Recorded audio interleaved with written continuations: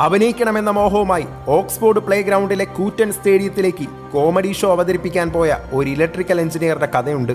ശബ്ദ തരംഗങ്ങൾ മുഴങ്ങിയടിക്കുന്ന ആ വലിയ ഹാളിലെ ജനക്കൂട്ടത്തിന് മുന്നിൽ ഡയലോഗ് കൃത്യമായി പറയാൻ കഴിയാതെ, കൗണ്ടറുകൾക്ക് മറുപടി നൽകാനാകാതെ, എന്തിന് ഒന്ന് സംസാരിക്കാൻ പോലും പാടുപെട്ടവൻ വേദിയിൽ ഒരു കോമാളിയായി മാറാൻ തുടങ്ങി.